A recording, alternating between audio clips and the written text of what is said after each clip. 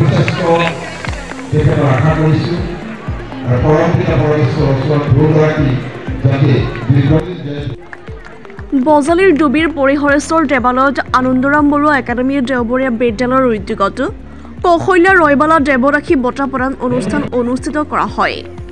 Anandaram Barua academy পাঠশালাৰ অধ্যক্ষ doctor Ranjit ডেকাৰ সভাপতিত্বত অনুষ্ঠিত হয় বঁটা প্ৰদান অনুষ্ঠানৰ। প্ৰথমবাৰৰ বাবে সন্মানীয় বঁটাৰ নিৰ্বাচন কৰি বঁটা প্ৰদান কৰিলে দেৱদাসী নৃত্যৰ জ্যেষ্ঠ শিল্পী লীলা দাস আৰু বীণা পাটগিৰিক। সংগীত নাটক একাডেমী বঁটা প্ৰাপক ৰামকৃষ্ণ তালুকদাৰে দেৱদাসী নৃত্য সন্দৰ্ভতো কেতবোৰ তাৎপৰ্যপূৰ্ণ ভাষণ আগবঢ়ায়। বঁটা প্ৰদান অনুষ্ঠানৰ লগতো সংগতি ৰাখি দেৱদাসী নৃত্য প্ৰদৰ্শন কৰা হয়। বজালীৰ পৰা ৰাহুল কলিতাৰ ৰিপৰ্ট ইছা 24x7।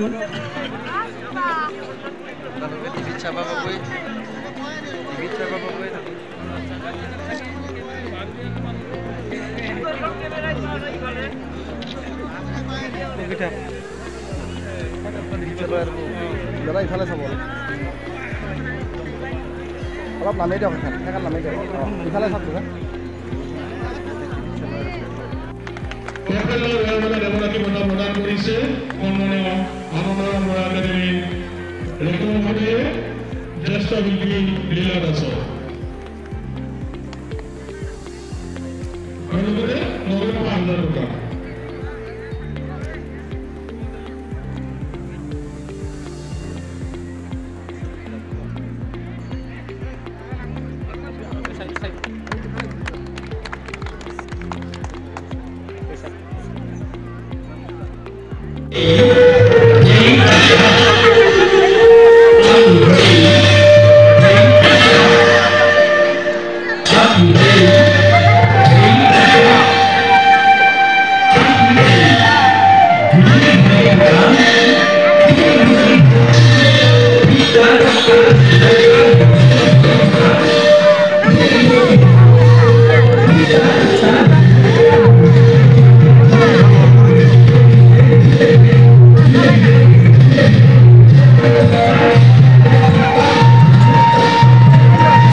বৰুৱা একাডেমীয়ে আজি দেৱদাসী নৃত্যৰ দুগৰাকী শিল্পীক বঁটা প্ৰদান কৰিলে আৰু অসংখ্য দেৱদাসী শিল্পীক সম্বৰ্ধনা জনালে।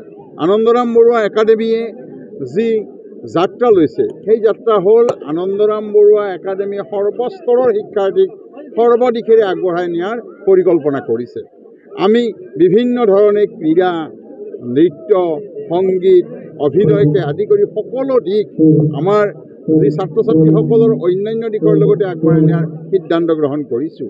গতিকে আমি দেৱদাসী নৃত্যক বিশ্বৰ দৰবাৰত প্ৰতিষ্ঠা কৰাৰ বাবে অহোপুৰুষাৰ্থ কৰিছোঁ আৰু আনন্দৰাম বৰুৱা একাডেমী দেওবৰীয়া বিদ্যালয়, আনন্দৰাম বৰুৱা একাডেমী ডিগ্ৰী কলেজে আনন্দৰাম বৰুৱা একাডেমীৰ যি লক্ষ্য আৰু উদ্দেশ্য তাৰ ভিতৰত দেৱদাসী নৃত্যক পুনৰ উদ্ধাৰ আৰু ইয়াক বিশ্বৰ দৰবাৰত প্ৰতিষ্ঠা কৰাৰ সংকল্প লৈছে। আৰু সেয়েহে আজি আমি এই দেৱালয়ত য'ত প্ৰথম দেৱদাসী নৃত্য উদ্ভাৱন হৈছিল, দেৱদাসী নৃত্য শিকিছিল বা দেৱদাসী নৃত্য ইয়াৰ পৰাই যি গজালি মেলিছিল, তাত আমি আজি নৃত্য পৰিৱেশনৰ লগে লগে আমি সম্বৰ্ধনা অনুষ্ঠান অনুষ্ঠিত কৰিছোঁ। হয় হয়, ইতিমধ্যে আমাৰ প্ৰায় 100 ছাত্ৰ ছাত্ৰীয়ে দেৱদাসী নৃত্য শিকি আছে আৰু তেওঁলোকে পৰৱৰ্তী পৰ্যায়ত নৃত্য পৰিৱেশন কৰিব আৰু আমি এনেধৰণে যিসকলে দেৱদাসী নৃত্যৰ লগত জড়িত হৈছে সেইসকলক বঁটা প্ৰদান কৰাৰ সিদ্ধান্ত গ্ৰহণ কৰিছোঁ, তেওঁলোকক সম্বৰ্ধনা দিয়াৰ সিদ্ধান্ত গ্ৰহণ কৰিছোঁ আৰু তেওঁলোকৰ সকলো দিশত আমি থাকিম বুলি সিদ্ধান্ত গ্ৰহণ কৰিছোঁ। সকলো বঁটাত আমি আমাৰ অংগবস্ত্ৰ, আমাৰ অসমীয়াৰ স্বাভিমান গামোচা, জাপি, আমি প্ৰতীক আৰু আমাৰ বঁটাৰ লগত সম্বলিত এইখন স্মাৰক পত্ৰ আৰু আমাৰ 5,000 টকা তেওঁলোক প্ৰতিগৰাকীকে দিয়া হৈছে।